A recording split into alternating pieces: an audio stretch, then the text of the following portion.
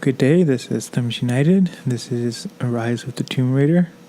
Let's play episode 5, not the game archive. I'm not going to say that in a second, but I'm just doing the voiceover from the game archive. It's been requested I do some narration of Rise of the Tomb Raider. So here we go.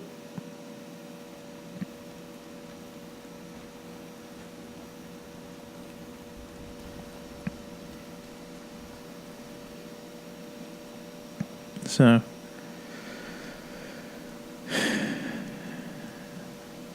today was a pretty busy day. It's Saturday, it's the weekend, and I had a lot to do. I have a family member who wants to come over to the house. It's kind of ridiculous. They just realized that they were coming through the state I live in. And so, like, at the last possible second, they're like, "Oh, can we swing by your house?" And we were like, "Sure." And then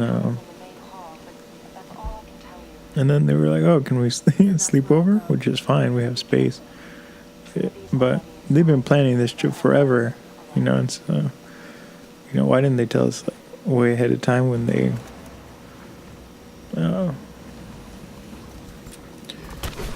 they were setting up the trip that they were planning to stay over. But I don't think they knew that they were planning to stay over, or I don't even think they were planning to visit us, period. So we're frantically trying to clean up the house for that. It's Saturday, and they're going to come Tuesday, and then I still have school. They're coming at like 1 o'clock in the morning on Tuesday. And then they haven't told us, but I mean, we kind of know what they're planning to do on their trip, and so it looks like they'd have to leave halfway through the day on Wednesday. So that's going to be fun. Could just be radio interference, but Constantine's not taking chances.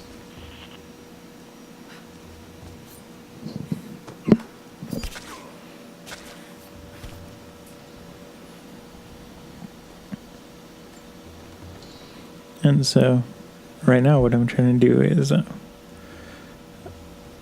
have to go back to all the parks I visited and take photographs of the landscape and everything. It's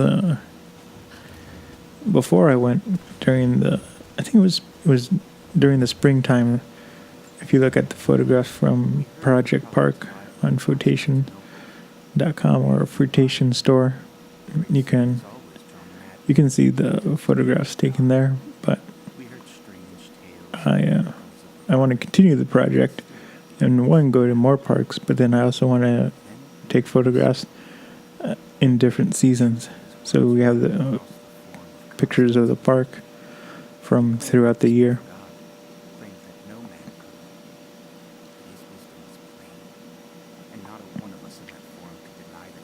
And so I have to hurry because, I mean, it's supposed to snow, so I want to catch them all before the leaves, before the leaves all fall. And I've been waiting because I was like, oh, the leaves aren't orange enough, and it's going to get, the colors are going to get more vibrant later on. And then all of a sudden they got like really dark orange and yellow.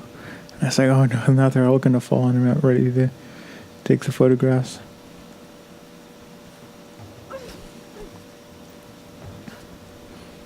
But, so I'm going to have to rush and do that. And there were like 4 parks I was originally going to do, but now there's 6 more parks I'm going to try to shoot at. So that should be fun. And then, I'll release the photographs to Patreon before I release them anywhere else.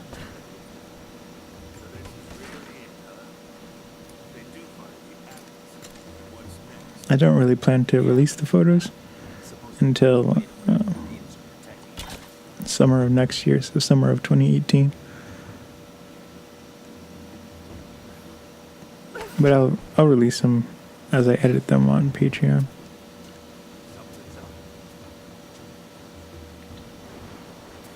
so that way you guys get like 4 or 5 months of early access.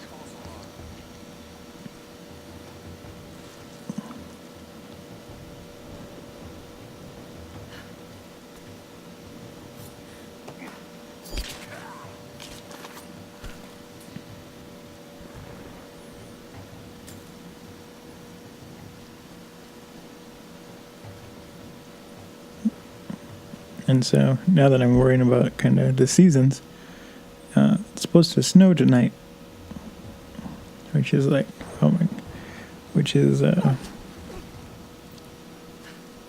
of surprised. It's a little earlier than normal, but it's only earlier than like a couple of days. Usually it snows. The first snow in Michigan is on Halloween. Halloween is kind of the worst in Michigan because it is freezing. It's usually like 32 degrees or lower, and it's really windy, and if it's not snowing, it's usually raining. So it's not a lot of fun. You freeze to death in your costume.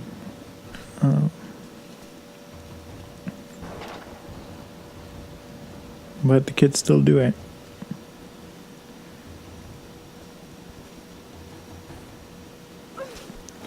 When I called, my internet's not working, and so when I called the ISP, and there was like all this commotion on the phone, and I thought just like everyone was getting yelled at by the boss or something at the customer service center, but it turned out that they were having an office party for the kids, and so the kids would trick or treat to each of the cubicles.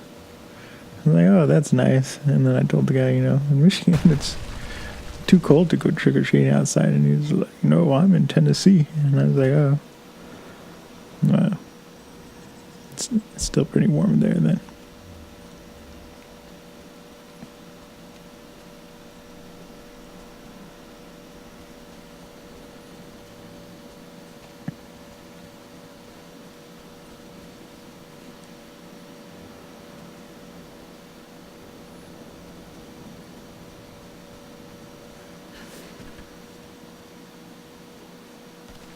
But I am looking forward to winter and the snow. Usually I do. So in high school and stuff, I liked winter, but during college, I don't know, something happened. And I used to think like maybe I had seasonal affective disorder, whereas just so little sun kind of made me sad. But this time I'm looking forward to the winter and snow and doing kind of, I want to go skiing again, but then I like just taking like hikes in the snow and going to different parks and whatnot.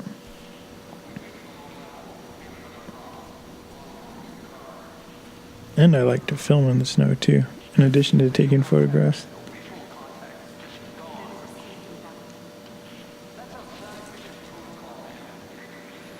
But then I'm not sure if we're going to need it. It snowed. There were a couple of like whiteout blizzards where I lived last year. But the car we have is pretty large, so we don't really have to plow. But like when I get my replacement car, I might have to start plowing again. And it was funny because for our lawnmower, part broke off the vacuum. The lawnmower has this vacuum that sucks up grass and leaves as you mow, but it has a belt and the belt broke, and so we had the service person come out and they fixed it. This was like several months ago, and then he was like, with this big driveway, you can get a plow for your lawnmower. I was like, yeah, probably plan on doing that. But it was funny because he was totally trying to sell us the plow, like right there. And I was like, oh, that's funny. It was just kind of funny because we were like talking and joking and stuff, and all of a sudden he went into salesman mode. I was like, what? When did this happen? But yeah, I thought that was funny. And then the joke of it was that he came and he fixed the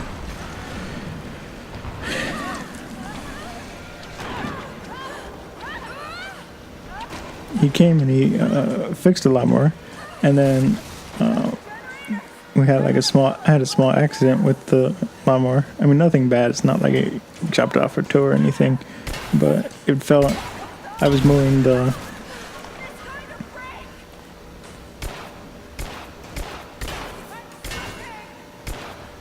But no, I was mowing the lawn, and there was a divot that I didn't see, and so the lawnmower just kind of fell into that, and the safety and everything turned the lawnmower off instantly. But it broke the belt again, and that was like a week after he came, and so we didn't want to call him to come back because we didn't need it for the summer. All the leaves were on the tree still, and there wasn't many grass clippings we needed to pick out. And so I just took the vacuum off. It was pretty easy to remove. And then, and so autumn came, and it came kind of fast. Well, technically it came slow. In September and October, it was warm. It was like 70 degrees. And usually in September, it starts going down to like 50 degrees or 60 degrees.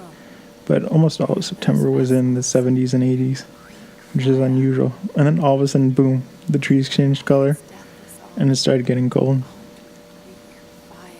And so, and then just all of a sudden, the leaves started to fall, and we still needed the belt. And so the other day, we went to the store and bought the belt ourselves. It cost $30. Well, it was $39, but. And so then I installed it myself. And there's like no instruction manual. There's this little icon that kind of shows how the belt is supposed to go around the vacuum. It's called the material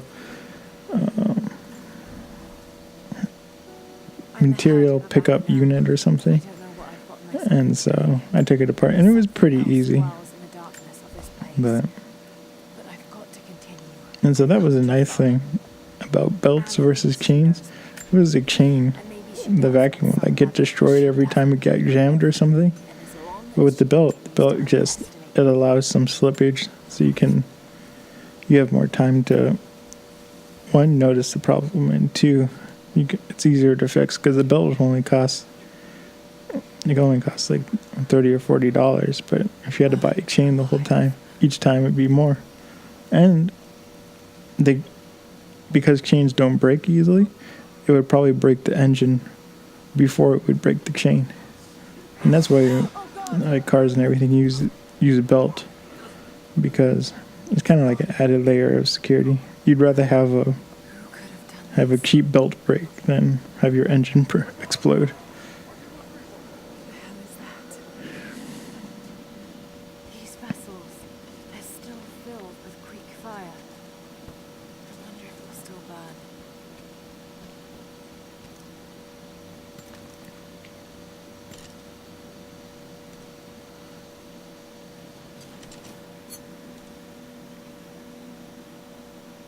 And then this year is going really fast. And it's funny because last year this time I had just started working at my department store. And it's funny because they keep emailing me. Like I interviewed for them earlier, and they're like, no, sorry, we went with somebody else with more experience.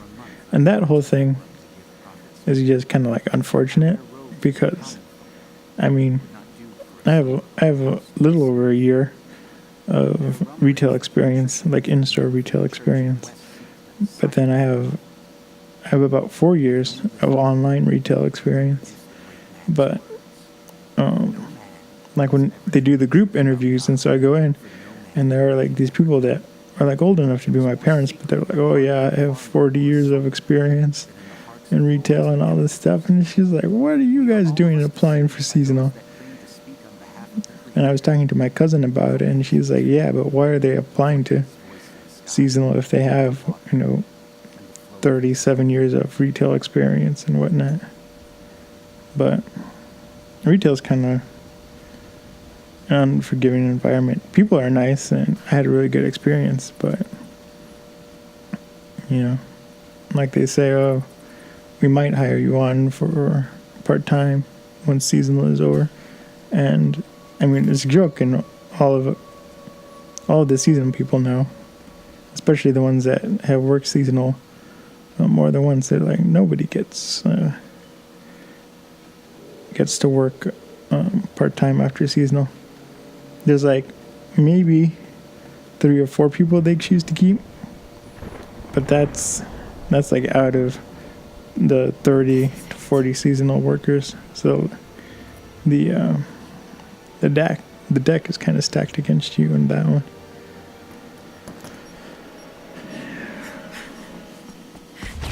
But anyway, they keep emailing me. They're like, we want to hire you. And so I talked to my mom. I was like, do you think it's just spam? I mean, not spam, but do you think it's just like a robot saying, come apply? Or do they actually want me to apply? But she was funny, and she said, they probably really want you now because none of the other people worked out. And and she essentially said they're asking for you to apply because they're desperate. And I was like, well, that's probably not why, but it might be true. Because the first time I did retail, I was in freight, and within the first 2 weeks, 3 or 4 people quit working freight, and so then our team was permanently smaller after that. We never really got new replacements, but it was just like they just didn't last long. And I don't blame them because it was a lot of heavy lifting. And one of the people who was working in freight, I don't understand why they put him in freight, because mainly because he wasn't really healthy and whatnot, and he shouldn't have been lifting 40-pound packages and everything. But yeah, and then I worked my way up to Omni, which it's like the Amazon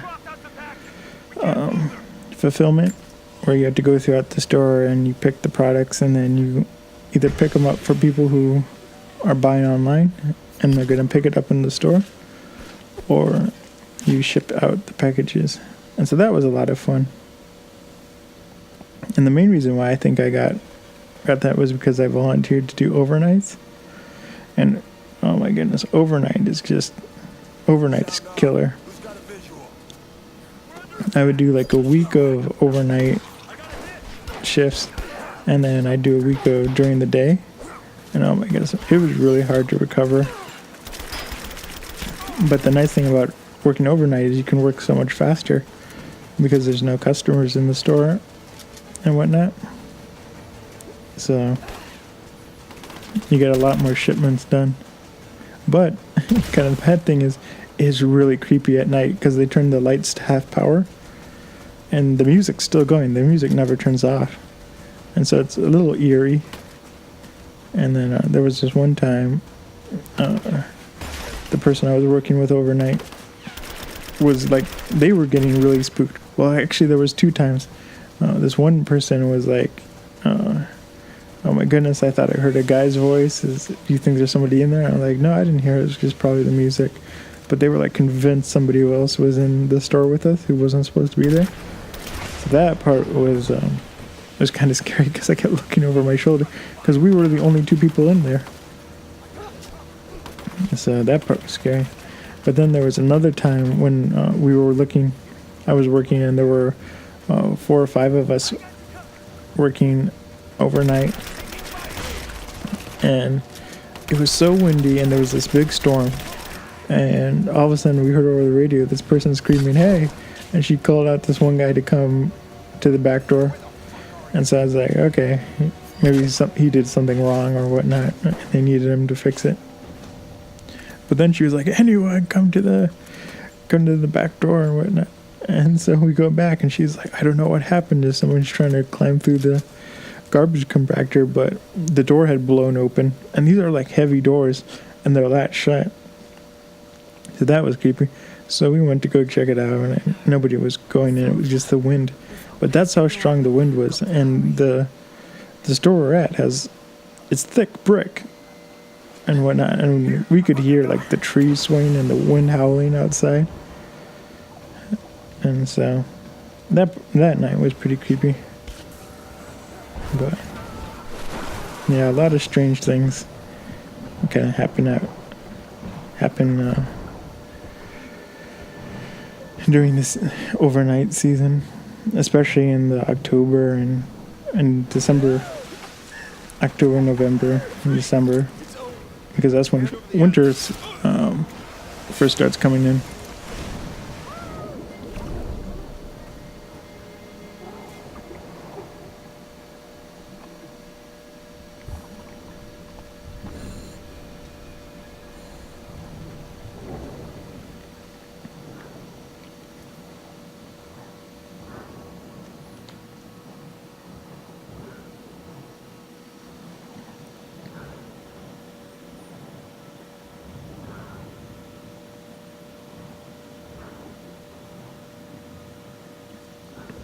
So in computer class, it's funny, I started answering more questions, and I don't know.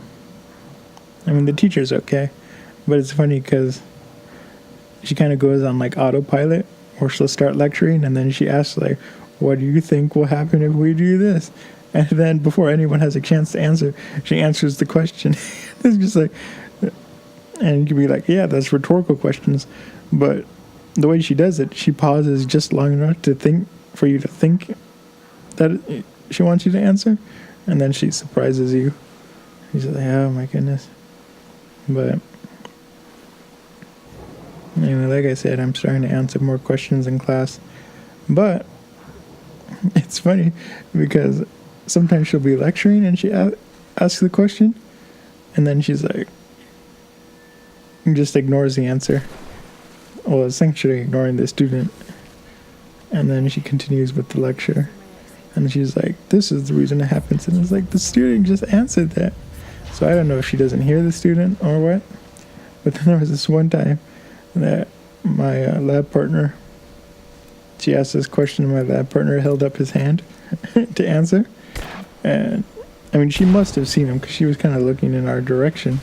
And she just ignored him for like, it was for a long time. It was like for 2 or 3 minutes. He held his hand up and she just didn't call on him. And I was like, that's funny. Kind of passive aggressive. But, oh, and talking about passive aggressive, I got accused of being passive aggressive, and I didn't understand why the person thought that I was being passive aggressive. But this was when I went to school at USC, and we were returning our film equipment, and we're turning in the film equipment, and we're all standing in line, and the person was like, are you being passive aggressive? I'm like, no, we're just waiting here to return our equipment. And then she's like, well, why didn't you tell me you guys were in line? And this was the person we directed together with. I was like, no, we're just waiting. We were like the 4th person in line and whatnot. And so then she starts singing passive aggressive, passive aggressive. I was like, oh my goodness. But it's funny. You meet a lot of people, and so what, I mean, normal behavior to you might seem strange to them. I was like, that's weird. And so then a couple years later, I mean, I really liked the shorts we worked on. We worked on, I think it was 7 short films, but we did it in like 5 weeks. And so it was a really intense course. And we had to do everything from like producing the film, getting the actors, and our crew was, for 6 of the films, the crew was just 3 people, and that was including me. So there were 2 other people working with me, and so we were divided into groups. And so my groups, it was 2 women and me.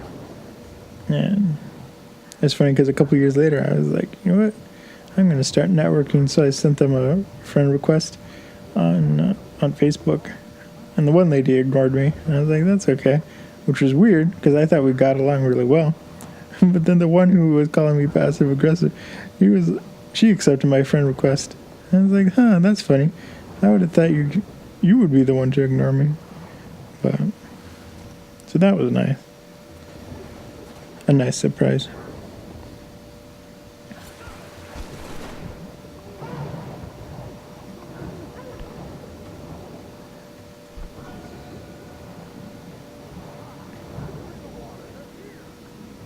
Yeah, when I went to USC, that one was, well, I like surprised myself.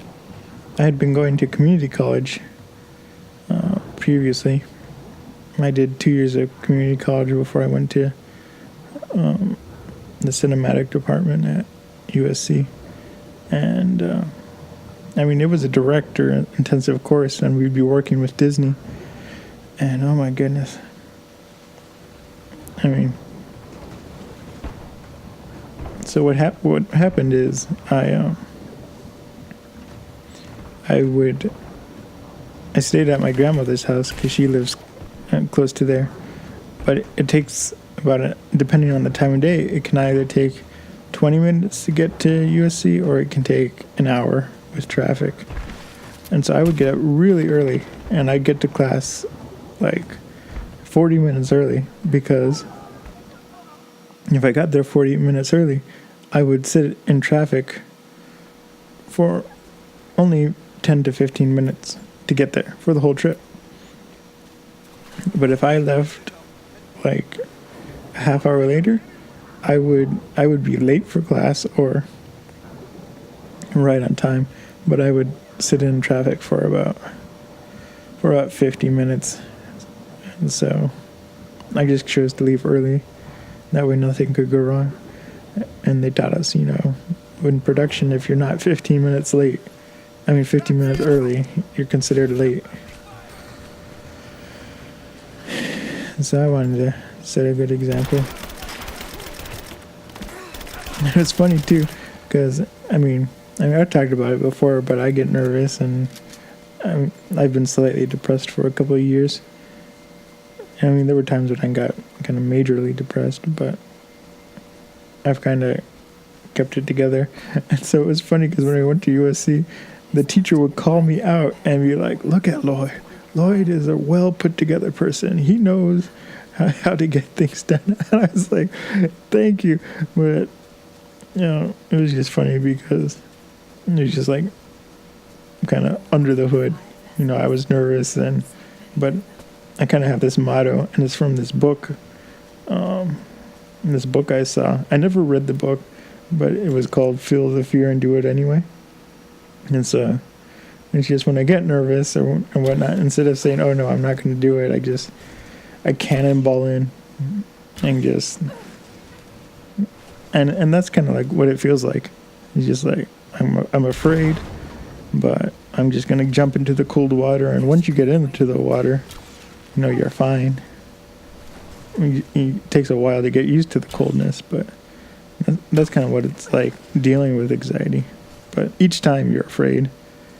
But so I was like, wow, I'm glad this guy's calling me out, and it was like, I don't know if he knows how worried I get during production and whatnot, and then life in general. And then we're doing the 10-person production where we had 10 crew members. And I was the director of photography. And it's funny because he pulled me aside, and I thought he was going to tell me like I was in trouble or something. Because, he was asking the director a question. And I was like, "Oh, we can do this and this and this." And he was like, "No, this is for the director to decide." And the director was like, And then I was like, "Or we could do this." And he was like, "No. The director needs to decide." But I guess I didn't realize that he was just quizzing the director to make sure he was thinking about it. And sometimes I miss out on social cues. But later in the day, he pulled me aside and he's like, "I'm really glad you decided to join this class. You're a real asset." I was like, wow, thank you. But at first I thought he was kind of being sarcastic, but later, this year, it was funny because I guess they were talking about me, but a couple of the teacher assistants have been sending me like requests on LinkedIn, and I was like, wow, because it's been like 2 years since I went to USC, but so that was nice. But I'm not on LinkedIn. I don't know. There was like this scam where they would like open fake accounts for people, and so I don't think I've cracked this yet. I just never joined. And two, I don't really have that big of a working network.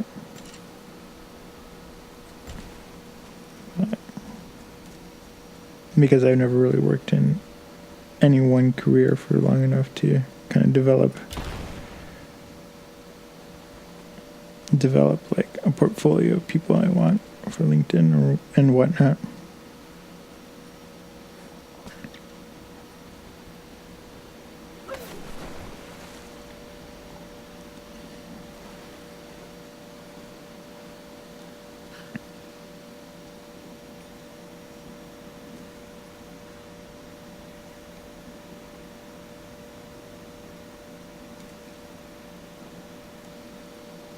Yeah, I'd highly recommend USC, but it was really expensive. I only did one semester, and the class I took, it was one class, but it counted as two different classes, but it was a director's intensive, and so it was very intense, but it was worth it, and I learned a lot.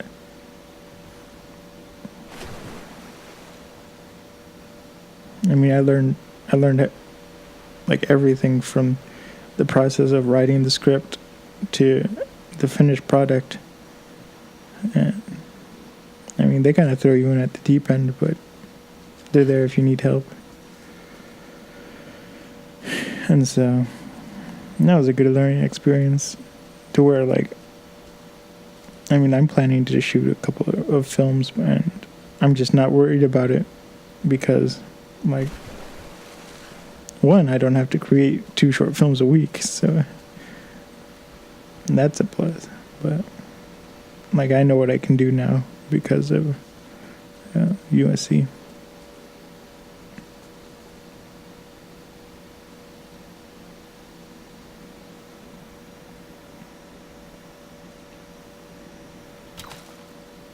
So, kind of in the video game world, I've been really into the driving games because I don't have internet.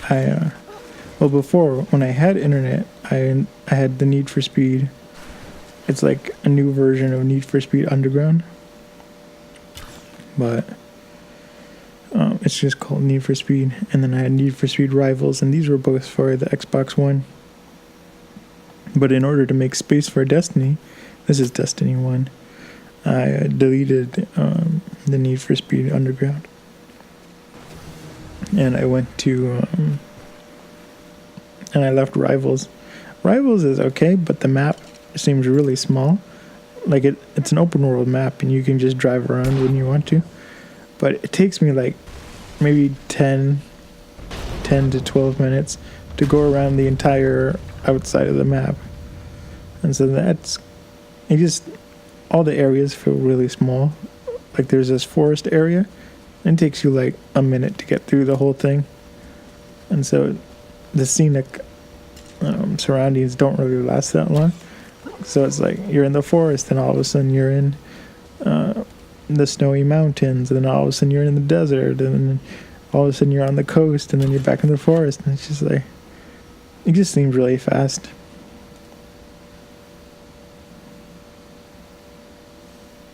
And so I've been going back to the Xbox 360 games, and I have Need for Speed Hot Pursuit, and that one, there's an open world mode, and that one just feels better because you'll be driving for a while, and it's just like you'll be in the mountains, and you'll be there for like 5 to 7 minutes, and you just look around, and it's a lot more enjoyable for like open drives.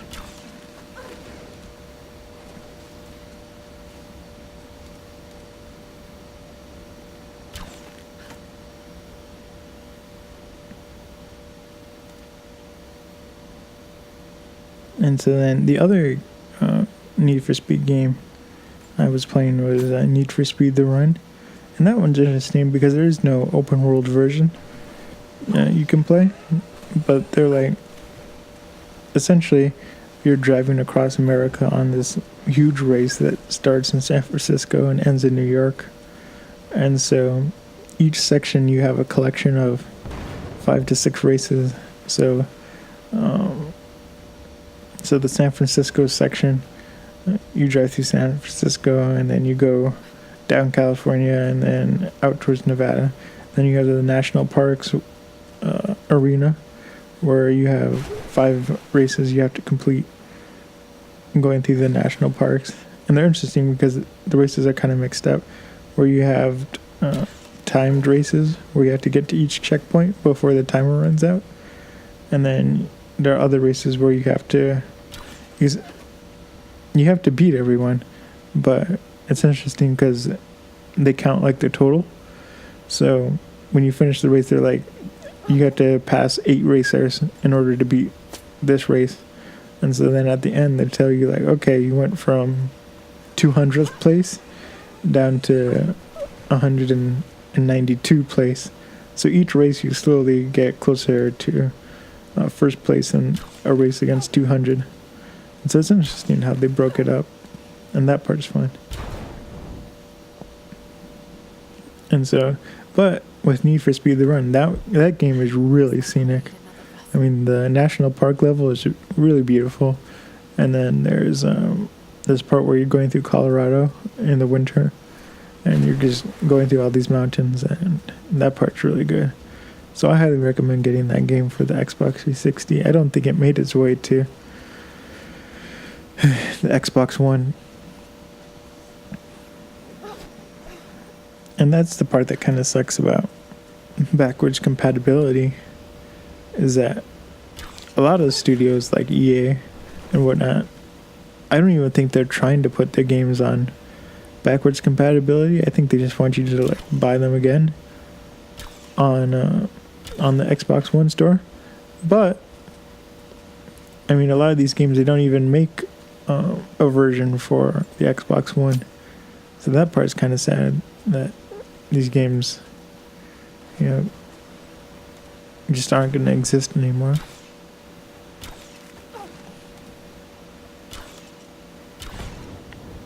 Or be playable in any other format. Because I mean, once all the 360s die, then that's going to be it. And the 360 era and the PS3 era, I mean, it was a decade of games for the Xbox 360 and the PS3. So there's like a lot of content that could be lost if these studios don't make their games available for backwards compatibility. And then everyone's like high-fiving Halo, because like Halo 3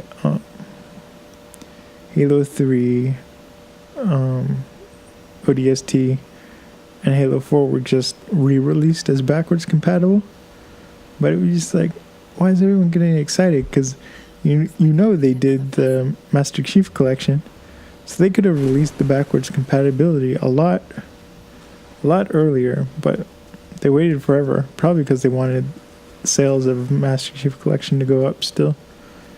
But I just kind of felt like it was kind of a little too late. But people were getting excited for that. They're like, now you can play Halo 3 on the Xbox One.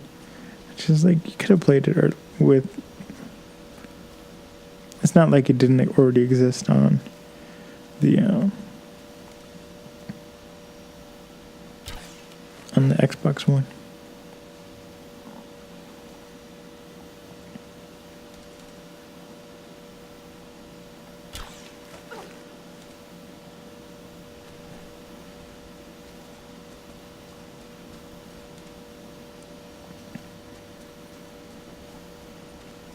And then, so with backwards compatibility, I have maybe 30 games And of those 30 games, I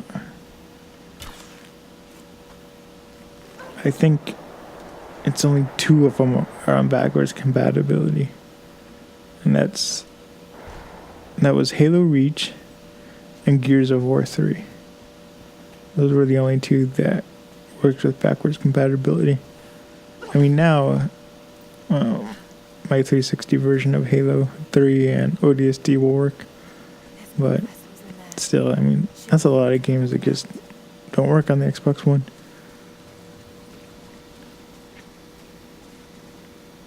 And I went to, I have the Halo Anniversary version for the 360, and so I went to install that because there's a feature where you can play it in 3D. And so the problem was I don't have an Xbox that has HDMI, and my Xbox 360 doesn't have HDMI, I should say. And so if you don't have HDMI, Halo Anniversary Edition won't even let you play in 3D. So I was like, yes, finally, with the backwards compatibility, it will see my Xbox has HDMI, and then, it will work. And so I installed the backwards compatibility version. Nope, didn't work. For some reason, in the compatibility mode, it thinks it's not connected to an HD TV. So I was like, So I don't know if they're going to patch that later down the road or whatnot, but so the 3D version doesn't work. And that's one of the things that sucked about the Master Chief Collection, was that they actually took that feature out of the Anniversary Edition. Like, I didn't expect them to put it in the 3D effect into like Halo 2 or Halo 3, but I kind of expected they would keep that feature in since they added it to the Anniversary Edition of Halo.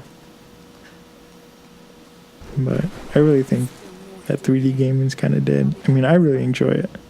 I played Mass Effect 2 on the PC in 3D, and that was a lot of fun. But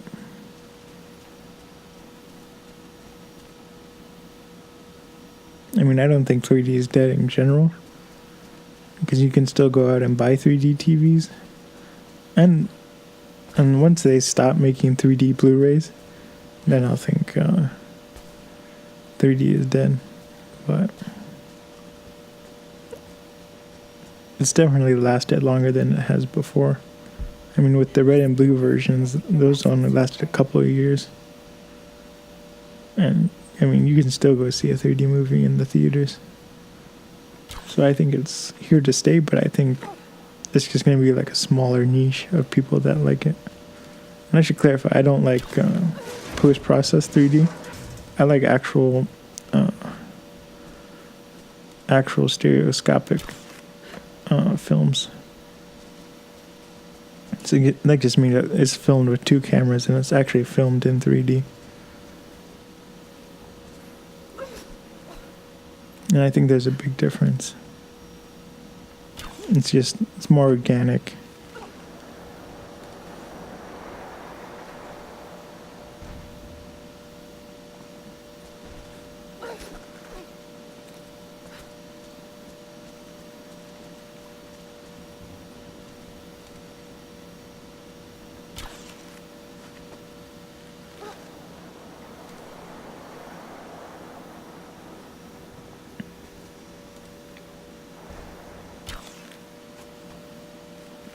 And then in an earlier episode, I kind of talked about how my one computer died because the power supply was having problems, and so it keeps shutting down. But I think I have enough parts to build like a really basic computer. I have an extra motherboard and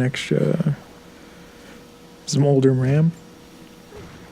It's not much. It's 2 gigabytes of RAM, and it's kind of unfortunate because it's not 2 gigabytes on one stick. It's 1 gigabyte per stick, and the motherboard only has 2 RAM slots, so that would be like the max I could put in. I mean, yeah, I could order like another set of like 2 GB or 4 GB sticks, but I don't really want to put any money into it.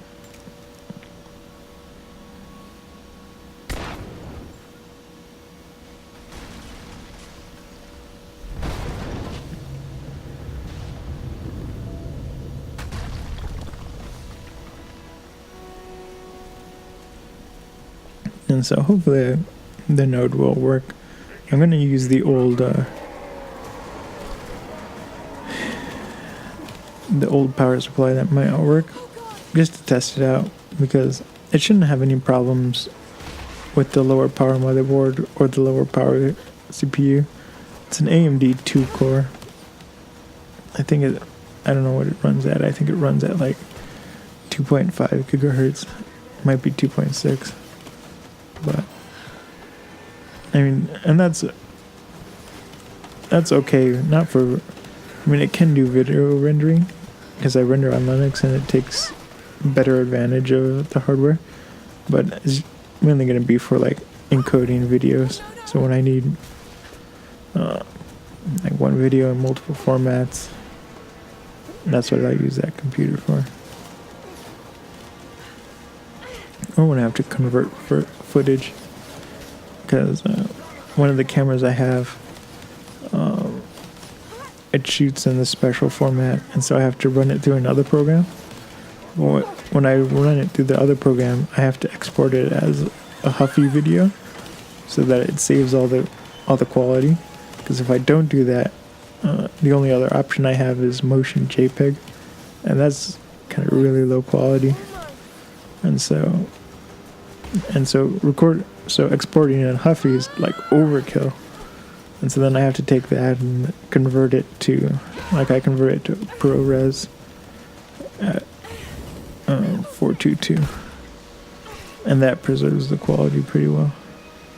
But so one, it takes up a lot of hard drive space when you record to Huffy, because Huffy is it's kind of an uncompressed codec. So like 10 minutes of footage is around like 80 gigabytes.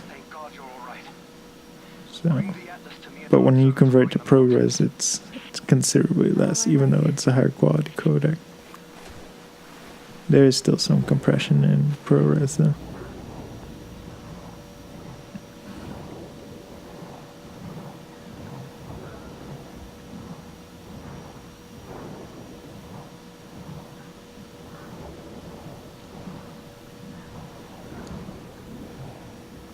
So hopefully the node works out.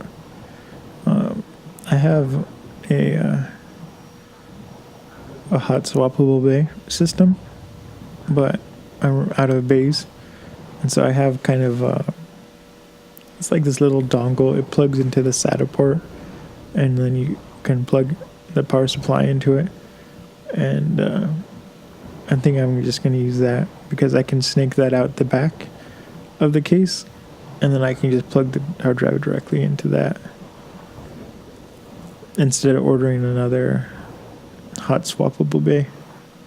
Mainly because I'm cheap right now. I'm trying to save my money. I have a lot of things I have to pay for in winter.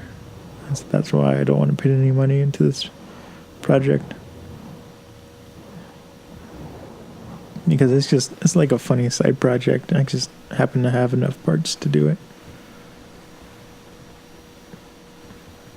So I'm looking forward to that. I mean, some of the parts might be broken, but hopefully not.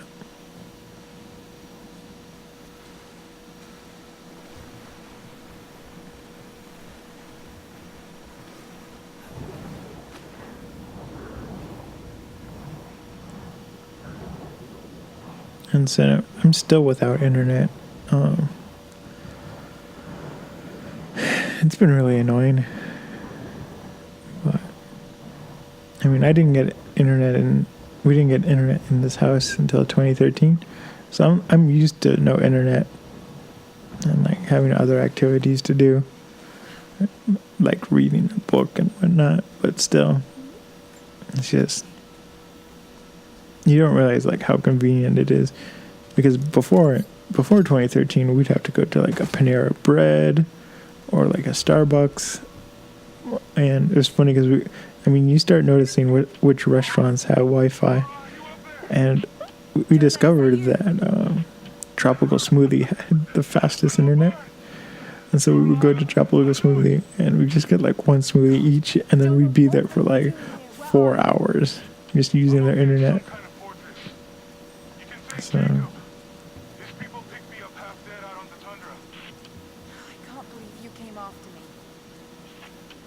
So having internet in the house is just like, it's incredible. Don't have to go anywhere to get internet.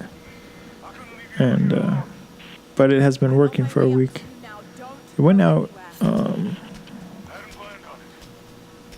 we went on a short trip to New York and the internet went out right before we left. So we're like, oh, it might work again. We assumed that maybe the bill didn't go through, so we made sure the bills were paid. We come back, still doesn't work. And the TV doesn't work. I mean, I don't really care too much about TV, but my mom and grandmother do. And so, that part kind of sucked. And then, Laura, glad to see you're still with us. The invader spread all. the tech support has been kind of enraging, but the technicians that come out, the one technician that came out, he was great, and like he kind of knew what the problem was, but then I don't know what happened, but no, not him, but the dispatch, I guess, didn't understand what he told them, and so they were like trying to contact the city to have a city contractor come out. And so then when I called back, because the way the technician told us, he was like, we just have to check the pole. I mean, he came late because they didn't notify him he had another job. And then it was too dark outside for him to go up on the pole. And so, because it's in a neighbor's yard. And so he was like, I'll have somebody come tomorrow morning. They'll just look at the pole to make sure the wires connect. It's probably just disconnected. And it's not going to be a charge for you, and you'll probably have internet, before everyone wakes up or before you have to go to work. And I was like, great.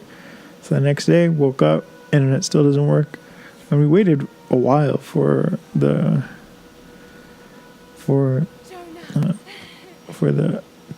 next technician to come. Didn't come. So I called tech support again, and they were like, oh yeah, didn't we tell you? He's scheduled between 2 and 4. And we were like, what? We were told he was going to come in the morning. And so that customer service lady, she was really nice. But it was funny because she was like singing. She was like, please hold. And then she'd be humming a tune in my ear. And I was like, this is too funny. And then she was like, oh, you're in Michigan? I want to go to Michigan. But I'm scared to come to Michigan because I can't handle winters. And I was like, well, you can't come now. It's before winter. The fall leaves are really nice. But so I thought that was funny. And oh my goodness. So then she was like, oh, the technician doesn't need to be there. And then so we go to the store, come back, and internet still doesn't work. So we call back, and they're like, oh, there might be a technician coming between 2 and 5. And I was like, well, I was told it was 2 and 4. And they're like, nope, 2 and 5. Which didn't matter because it was 5:45 by the time they told me that. So the person still didn't come. And then they were like telling me, oh, we have to contact the city. We have to dig up the wire and whatnot. I was like, wait. You don't have to do that. You just have to have somebody check the pole.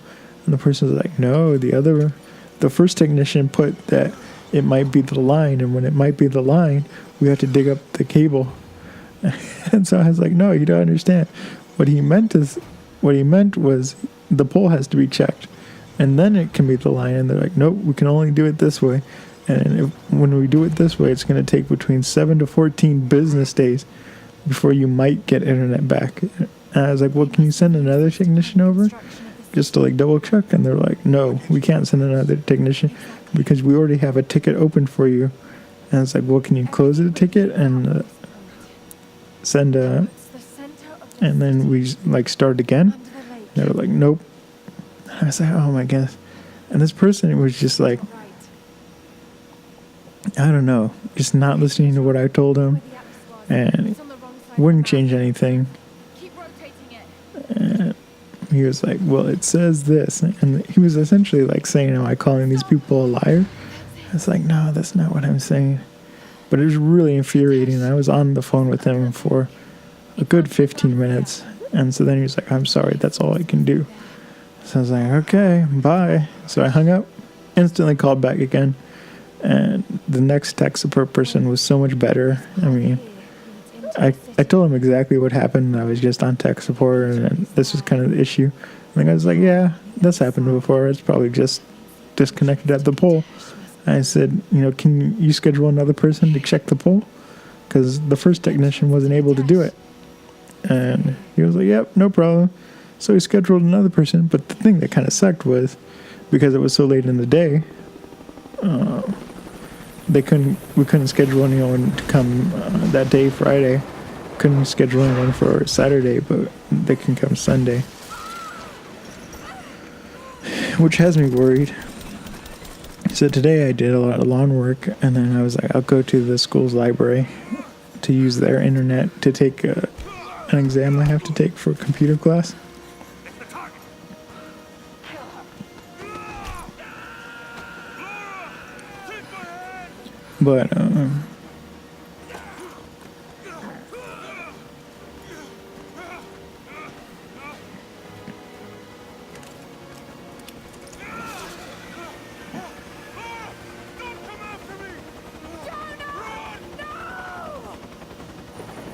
But so I still have to take the test, and I mean the test was assigned on Tuesday, but it's not due to Sunday night.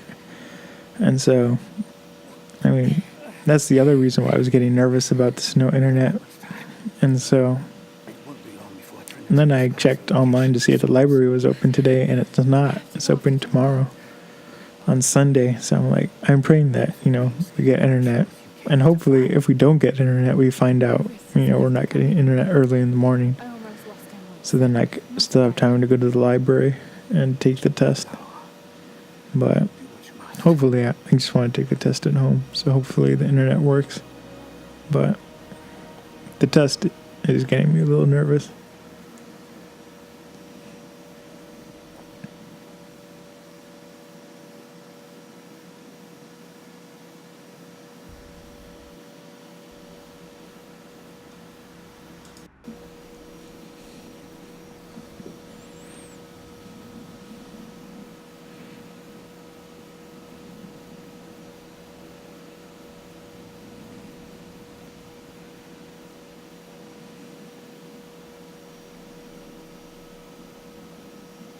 But yeah, I mean, now having no internet, you really realize kind of the life of luxury you have when you do have internet. You really notice it when it's gone. But I mean, like the amount of news I'm not getting, I don't realize how much information I get from like videos and podcasts and going to news sites and whatnot.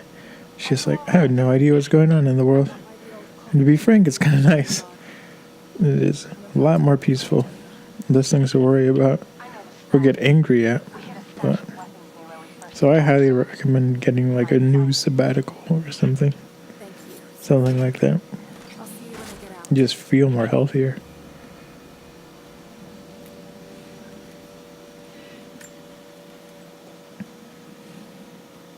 And then the other episode I talked about how I was sleeping better, but the night that I recorded that episode 4, I almost didn't make it through the recording. I don't know what happened, but I started to feel really nauseous, which is kind of why I started like not having problems talking, but I don't think it was my best performance ever. But I was getting really dizzy, and I felt like I was going to throw up. I didn't know what was wrong. Half of me thought maybe I'm catching what my dog had because my dog was sick, but it just happened really fast. And I thought maybe I ate some, like the gluten-free pizza had something I was allergic to, but I did not feel well. Oh, and then before I recorded, I took some ibuprofen because I have a fracture on my wrist. I was snowboarding, and this person, I didn't get it from snowboarding, the injury. A person who was also snowboarding came up behind me, and I don't know what they were thinking, but they crashed directly into me. And when you're snowboarding, your hands are kind of out to the side. And so they crashed into me, and it kind of fractured the bone right above my wrist joint. It was so painful, and it wasn't broken, but I was like, Mom, I have to go. I was young. I was about 15 years old when it happened. And so I went into the ski lodge, and I found my mom, and I was like, we have to go to the doctor's office now, like to the emergency room. I was like, I think my wrist is broken. And so then we go eventually.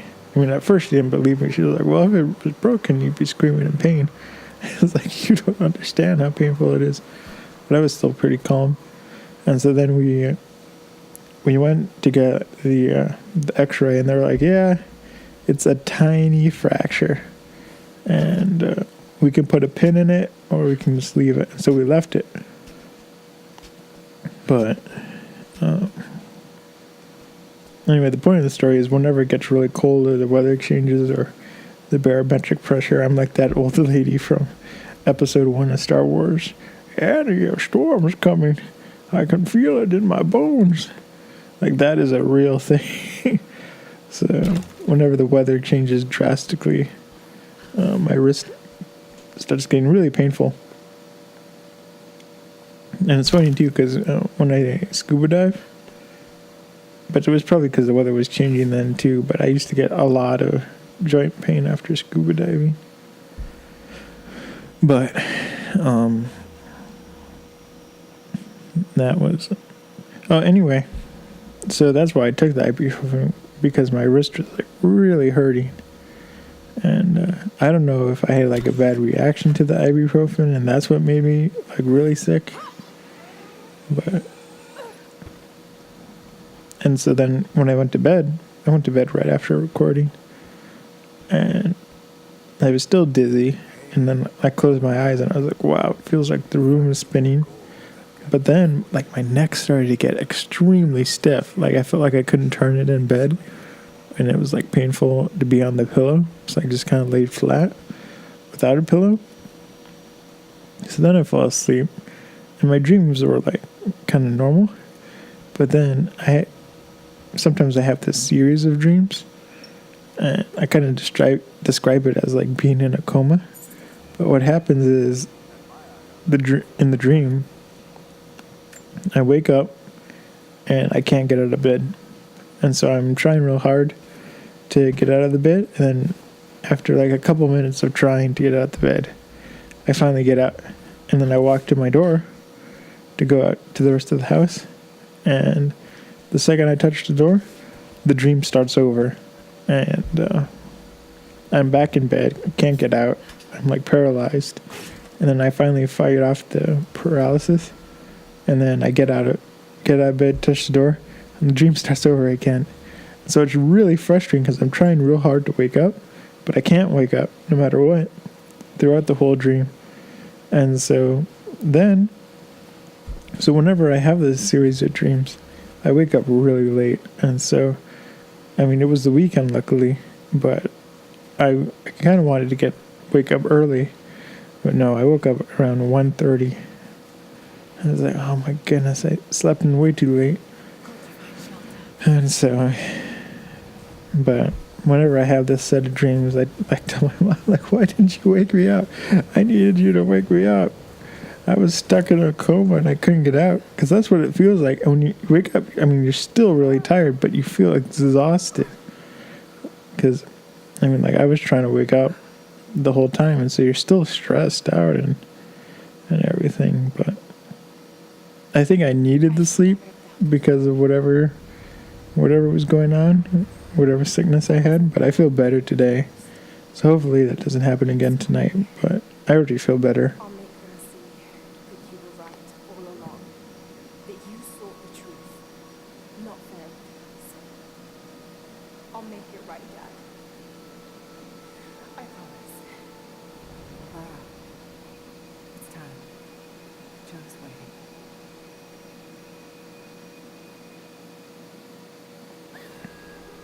Jonah.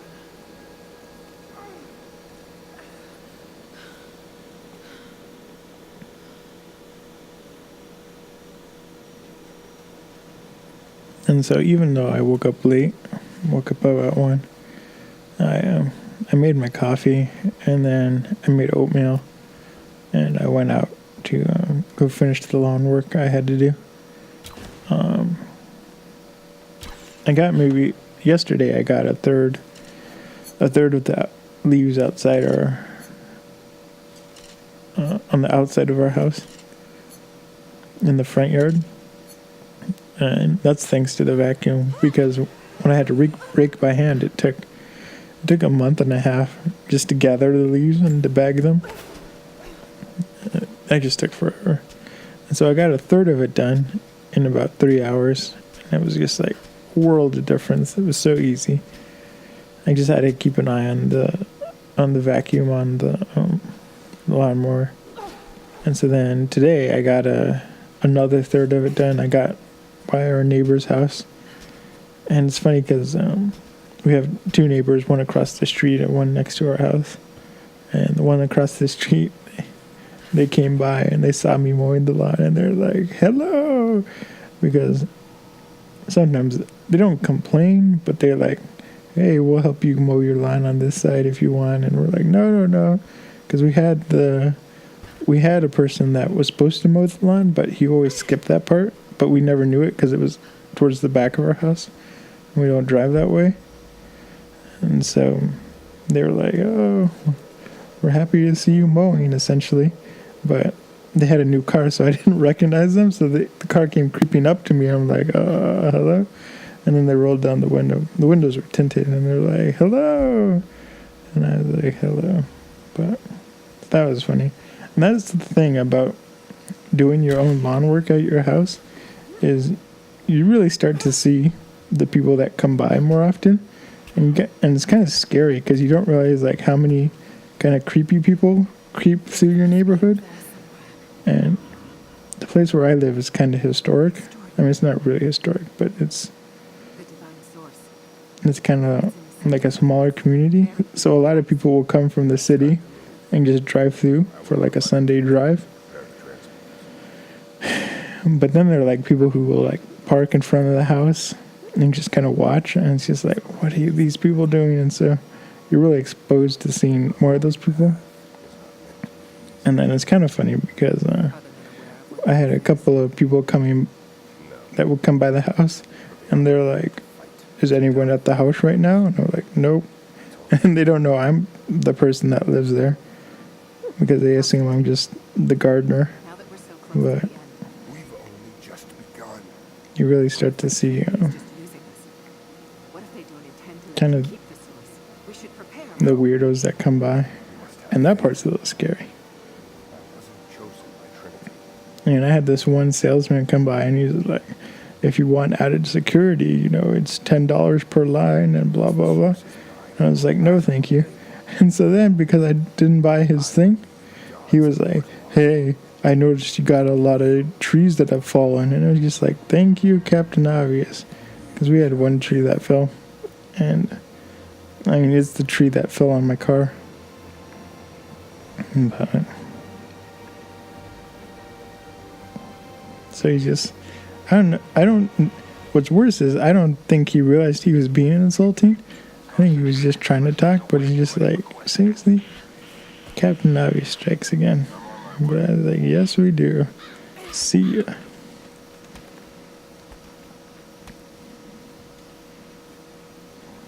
But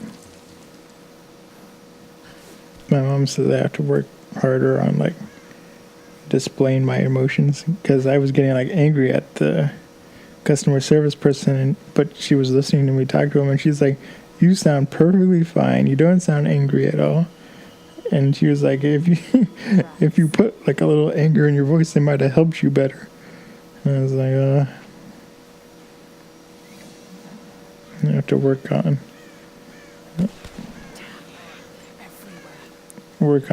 displaying my emotions better, I guess.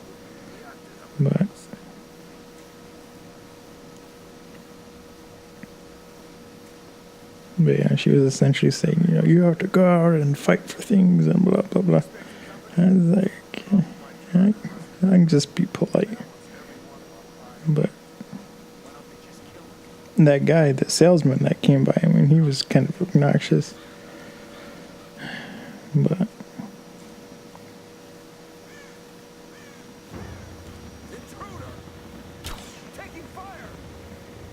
so yeah, I'm 2/3 of the way done, and depending on how I get my work, like my homework done in the test tomorrow, I might be able to finish the leaves at the front of the house tomorrow, and then I can do the leaves in the back.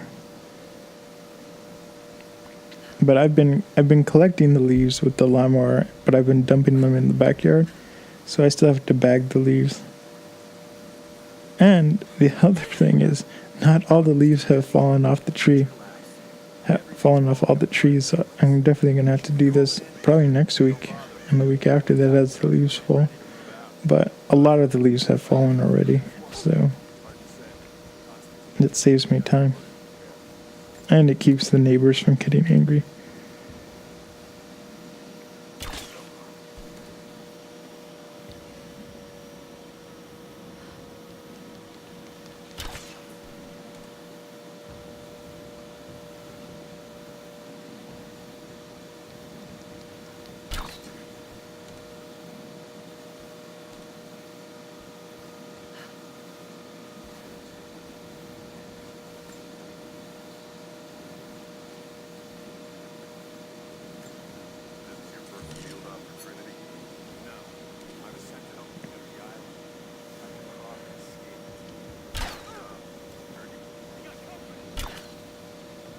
And then Live to Tape, the other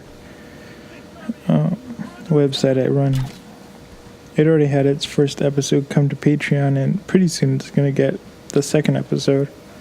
I just have to record the audio for it and then export it, and then it comes to Patreon first on LCD Productions on Patreon, and then a month later the episode will come back. It'll come to YouTube for the public, and that's kind of going to be the release schedule. Is once a month a new episode comes out, but then there's multiple versions of the episode that will come out to YouTube. On Patreon, all the versions come out at once, and it's around at the beginning of the month. But on YouTube, each version of the video is going to come out once a week. And so the way that the episodes were recorded, they were filmed with a stereoscopic camera. So that's a camera that shoots in 3D, has two lenses, and it records 2 video streams. And then so then I convert it to like a time-lapse video. And so it's really cool because it's footage from around the United States. It's from a road trip I did, actually coming from USC to Michigan. And so my sisters were looking at colleges to go to, so I just filmed the entire road trip with the camera attached to the car. So you really get to see a lot of America.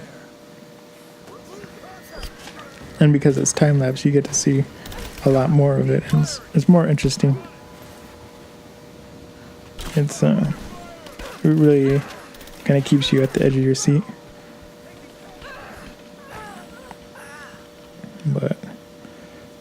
And so, because it's stereoscopic, so the first version that comes out is just the 2D version. So that's like, there's no 3D, it's just the video.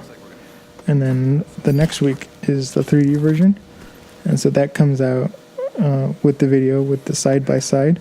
So the left view is squished with the right view. And that's the most common version of 3D, and that's why I exported it that way. But YouTube no longer supports 3D videos anymore. So essentially what you can do is, if you have a 3D TV and like you have an Xbox or the YouTube app, you can start the video on YouTube, and the channel is Live to Tape on YouTube. It has a little picture of a tape reel. And so then you can start the video, the side-by-side video, and then you have to put your TV in 3D mode. And that's usually side-by-side. And then the TV will convert it to whatever 3D format you have. If you have the passive glasses or which is polarized glasses, or the active shutter. And that's kind of the best solution I had for online distribution. And then the third version of the video is a VR version. So it's meant that if you have a cell phone and you have like the VR goggles, like Google Cardboard, or you can get I have a fancy version of VR goggles for the cell phone, and mine's called the VR box. So I highly recommend those. And the version I have, it doesn't come with a remote, but there's a second version that comes with a remote. So I definitely recommend you get the remote for your cell phone, because it's inside the VR goggles, and it's pretty inexpensive. It's like $15 to $25 depending on which brand you get, and so you put the phone in your VR goggles, and then you can watch. It's fixed view, so there's no head tracking, so you won't get as nauseous from watching the video. But what's cool about it is I was able to export each view, the left eye and the right eye, at full resolution. So if you have a 4K phone, a phone that has a 4K display, you'll get to see the full 3D video in VR at the full resolution. So that part's pretty cool. Because usually, like with 3D TVs, you get it kind of at half the resolution. Supposedly, with the left and the right eye, they say that because it's different pixels, it's still 1080p, but there's still some quality loss when you have to squish the images. I mean, I can tell the difference between when viewing like a 3D film that's not squished together versus a 3D film that is squished on the left and the right. And what happens is, if you don't know,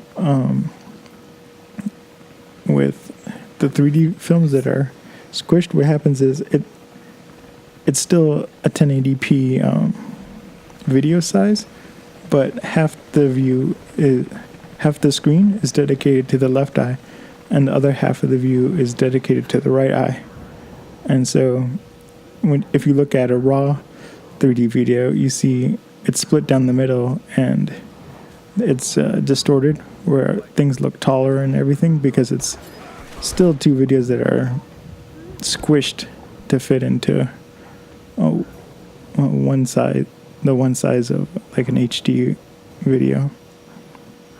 So that part there's still some quality loss with that. But if you get a video that's 3D and you have the full 16:9 on one side and a 16:9 on the other,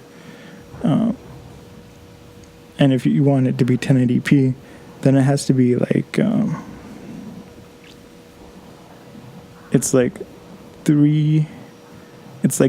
the resolution is 1080p by 3840, and that's the same width as a 4K video, but the height an HD video, 1080p video.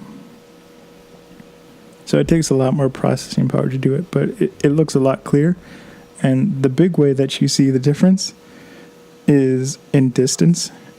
Objects that are farther away look like they're in higher detail than with the squished side by side, which is really what you want, because with 3D you really see the depth, but it's also the separation of things in the foreground versus things in the background.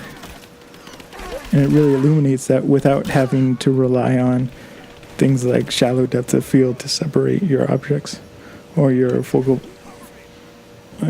points. And so that's what I like about 3D is the viewer really gets to choose what they want to focus on. If they want to look at things in the background, or if they want to look at things in the foreground, or so it's just really interesting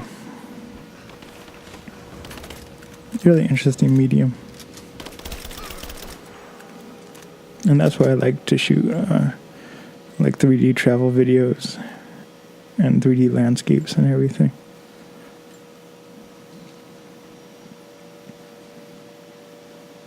And so, like I said before, if you have a 4K phone, you'll get to see the 3D in kind of full resolution. And the way it's exported to YouTube, you can just use the YouTube app. You don't have to use any apps for the VR. And so that will save on processing and battery life.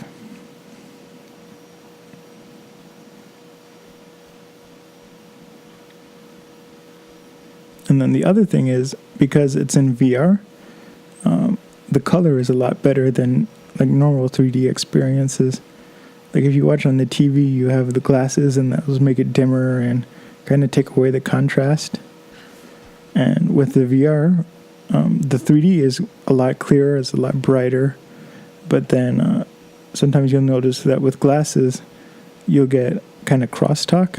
And what that is the image that's supposed to be for the right eye will start to peek through onto the left eye, because it's usually because like the scene is too bright, or there's black and white objects, so high contrast is not really good for 3D, because then the images start to bleed together, and that gives people headaches, and that makes it hard to focus, because you're starting to see a double image, and that's not good. But you don't have that problem with the VR, because each segment of the screen is blocked out, so it's really an immersive experience. And to be honest, I think that VR is the best way to view 3D videos. The night I whispered into his ear, I made him. I saved him. He believed it to be the work of God, just as I'd hoped. Now I need him to save me. And if in the end he can't, So then I'll that save part is that's fun. And Live to Tape is the first to have VR content come out, but Flotations is going to start having more VR content come out. Thumbs United is not going to get too much VR, because it's mainly video games, and I don't want to capture. I don't really want to capture VR gaming, because that would be too nauseating, because it's essentially only from my point of view, and I don't think that'd be too good. I know you survived, at least the avalanche. I haven't heard a peep since, but I'll keep trying. I know you told me to leave, to get somewhere safe, but did you really expect And then, kind of in other news, in Flotations.com, and for the Flotation store, I'm shooting more 80mm film, and what that is it's I'm sure you heard of like a DSLR, and those usually shoot what's called 35mm, and they have 35mm sensors, or what you probably heard of is 35mm film. But what medium format is it, instead of being 35mm, and that refers to the diagonal size of the frame. It's 80 millimeters across, and so it's a lot higher quality image, but it also changes the way optics look, where you get kind of crisper photos and you get more of a range of light and dark. And so things that are bright have more detail in the brightness, so there's not so much peaking, where like you have something that's bright and it's just pure white, you can't see any definition in it. So with medium format you get more definition in the whites and in the darks, and so it's really a superior format, but it's also really expensive for digital. And so what I do is I shoot medium format film, which is not expensive up front, but the more you do it, the more expensive it becomes. But it's over time, because you have to buy film and you have to develop it. So, but I finished scanning the first section of film I'm going to publish, but now I'm getting ready to shoot the kind of more photography episodes with medium format. I'm going to start shooting Michigan cities in medium format. The first city I did was in Flint, Michigan, and then I'm planning to go to Oxford, Grand Blanc, Fenton, Ann Arbor. Ann Arbor is a big one, and Lansing, and just all these different cities I'm going to capture on medium format film in black and white.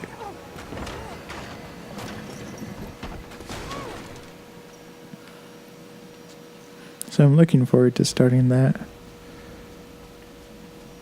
And then if you want to see some of my work that is 80mm film, you can go to photations.com. That's PHOTATIONS.com. And you can see on the medium format collection. It's called the 80mm collection. And the first set of photographs that is up right now is Italy on 80mm. And so that's photography from Italy. It's Florence and Rome that are up right now, that are on display right now.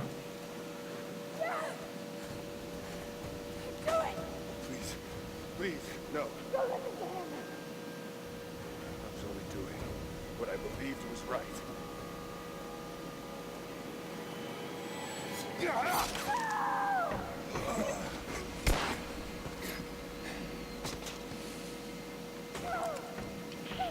Sweep the cell blocks.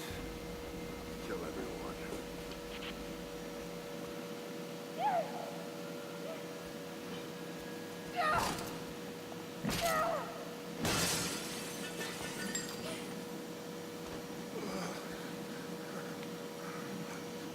And then Photations kind of took a break from the video work. I mean, the Photations Mark III, which are these photographic animations. They've been publishing to YouTube once a week, but that series finished. And so I'm working on two projects kind of at the same time. Now what happens is I'm using a new system to render. Before I used iMovie, and then I used Premiere Pro, but now I'm rendering on Linux, and so I have to. It's a multi-step process where first I have to select photographs, and then I animate them, and then first the animations have to render, and then once the animations render, then I can begin to edit. But what's nice is the animations are. There are some animations that are rendered in 3D, and then others are rendered in 4K. And so what I'm actually able to do is I can have the more powerful nodes, which are kind of Linux boxes. They can render in either the 3D or the 4K. And then the lower end, kind of more, the cheaper computers that aren't high end, what I can do is I can tell it to render the same thing, but I can tell it to render at like 20% resolution. And so then the little computer will render like an animation file in like 40 minutes. And so it will render a lot faster than the other computers do. And so then what I can do is I can go in and I can edit the low resolution file. And then once the other computers finish like the master versions, the 4K or the 3D version, then I can just swap it out, and then the full resolution edits will be ready. And that's kind of my editing process, where I edit the placeholders, and then the final export, it uses the master version of the animation or the footage.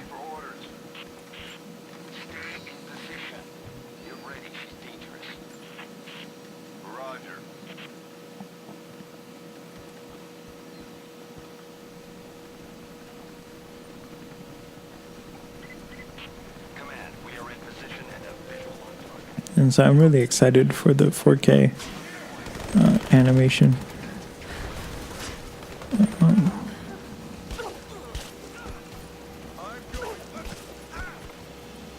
And the 4K, there's gonna be some video that's shot in HD, but most of it's gonna be the photography in 4K. And with 4K, I mean, you really get to see the detail of the photograph. Because like, if you think about it, like when I shoot my photography, I shoot at between 18 megapixels and up to like 50 megapixels, and that's just for digital. With film and medium format, I get 70 megapixels from the media format frames. But I mean, an HD 1080p video, it's a little less than 2 megapixels when you think about the resolution. It's actually like 1.8 megapixels. But the nice thing about 4K is that 4K is, with the resolution, it's 8 megapixels. So you get to see a lot more detail from the photograph. And so and what's nice is, because like I'll shoot 18 megapixels, I mean, you can zoom into the photograph into like, you can double the size of the photograph, and it's still going to be showing like the native pixels. And so you can show a lot more pixels, you can do a lot more animation with the photograph and still have it look really crisp and clean.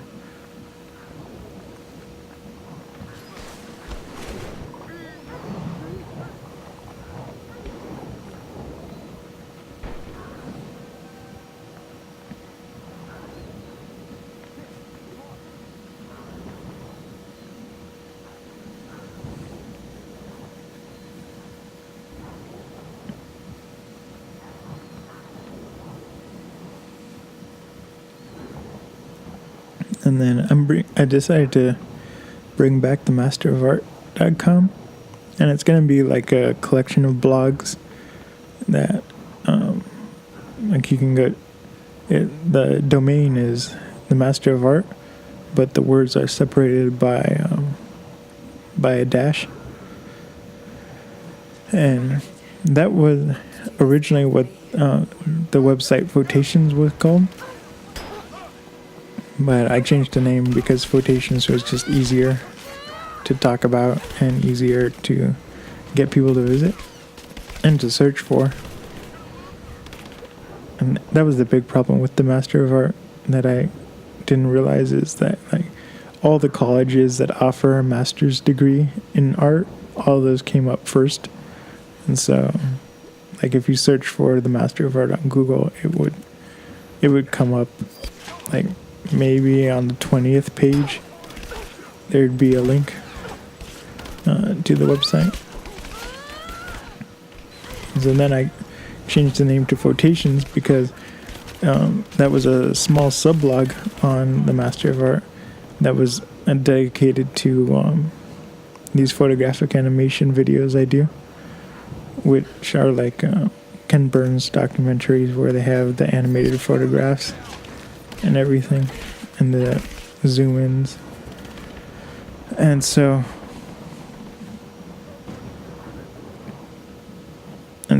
I still have the domain, and so I decided I'm gonna have it forward to the section of quotations, and it's gonna be dedicated to art appreciation and kind of doing research on like different pieces of art and different pieces of art and what the artist was trying to show, but what I think kind of the art represents, and then like what is the director's intent of this art, and then I also want to do like research where like what do art historians think of this piece of art, or what what's the like historical significance, because a lot of art is influenced by like the history and things that are going on around it, and a lot of times people forget like, oh, this artwork was created at the time of like the Mexican Revolution, and this has a whole nother significance Don't talk like that. other than what the person just viewing the art might know. Make our own choices.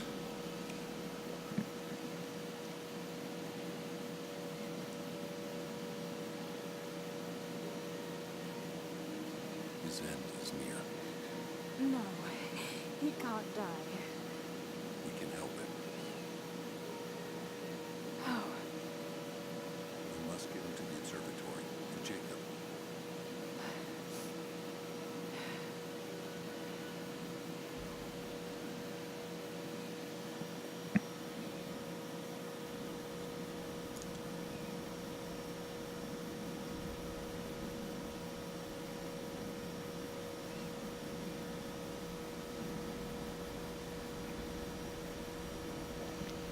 And then I've also been looking up video hosting solutions other than YouTube. I mean, they're the obvious ones like Vimeo and some other sites, but I don't know, I've just been getting worried about YouTube in general. I mean, I never expected to make money off the advertisement on YouTube, but it seems like they're making a lot of changes, and I don't understand like Jacob, he's dying. how YouTube is going to like continue to exist, because I mean, when you think about it, they get over 24 hours worth of videos uploaded every minute, and so every minute there's a new set of 24 hours worth of video that they have to store and save, and I think YouTube will continue to exist, but I think they're just gonna keep like keep the like the higher end YouTubers, the people with more subscribers, and I wouldn't be surprised if they start making it difficult to like view smaller channels and whatnot. And Jacob, you right are now, Quotations, Anthems United, aren't you? and Live to Tape, they're really small channels. I mean, right now, Anthems United only has 9 subscribers on YouTube, and then Quotations has, I think it has 7 or 8, but they get a lot of views from non-subscribers. And the divine But I wouldn't be surprised if YouTube continues to make changes where, discovery's just too hard, and then I wouldn't be surprised if like in 5 years they say, you know what, if your video gets under 10,000 views, we're going to automatically delete it, regeneration. and so I mean that just wouldn't surprise me. So I'm looking for alternative sites, and what's nice is the site that I use to do my backups and for the photography store, Quotations.com, they offer video hosting, but you can only store, it's unlimited videos, but each video has to be 20 minutes or less. And so I'm going to do some experimentation, because it's not so much that it has to be 20 minutes, but the video has to be 3 gigabytes or less. So I'm going to do some compression testing, and like maybe I can get 40 minutes of video at 720p, which I can be okay with. But I mean, I've tested the 1080p video, and it looks really good. And what's nice about it is it's easy to embed. So I can embed it on my blog at quotations.com, or I can share it to social media sites, and then I don't have to worry about YouTube at all. It's just all stored on kind of on my own site. It's too dangerous. We're running out of time. But of course, like these companies say, unlimited videos. But I mean, I ran into a problem with one of the sites that I host, where they said, you can have unlimited pages, but it turns out that there is a limit, and the limit is only 1,000 pages.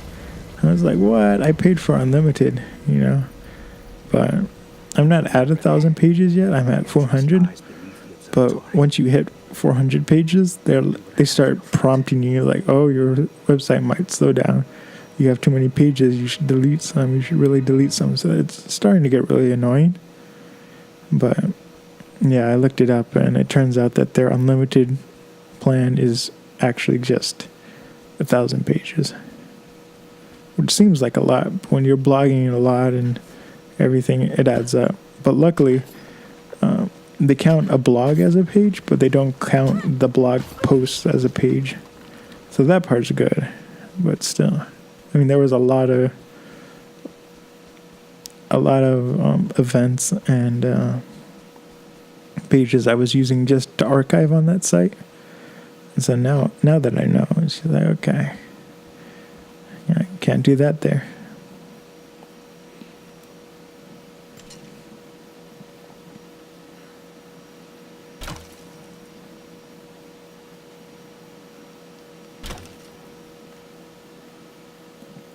So yeah, I mean, YouTube is kind of worrying me a little bit.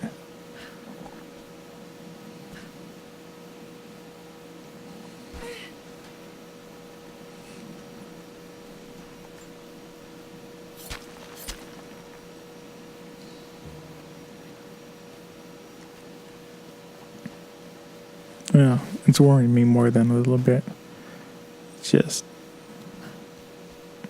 I don't think their business model is going to be like great, and they're not afraid to change it, and they're not afraid to, pwn the majority of their users, as long as they're still making, money off the really popular ones. And then at the time of this recording, they did that kind of sneaky thing where they started taking the links away from YouTubers' Patreons when they had the link in the video. And that was kind of disappointing. And it was shady too, because Patreon just got a whole bunch of funding. They got like 60 million in new funding to make Patreon better. It was like investor money, which one I don't understand why they needed that much extra money. Because, well, you might not know, but Patreon, they do take a cut of each month's donation, and so originally it was like they took 40%. So if you donate $1, I would get like 60 cents, and then the rest would go to Patreon. But now they charge it a little differently. But so I mean, like, Patreon was making a lot of money, but they got a new round of investors and raised more funding. And so, but once that happened, like the day after Patreon announced that, that's when YouTube was like, okay, we're gonna start unlinking Patreon links in our video. And it was just a weird response, because I mean, Google's been taking advertisement away from a lot of its users because they don't want to run ads on questionable content. They're hiding other people's videos from recommendations and search because they don't like some of the keywords they used. And so it just feels like YouTube is like trying to suppress a lot of the users. I'm just not happy with YouTube. But looking for alternatives. So thanks for tuning in. This has been Thumbs United.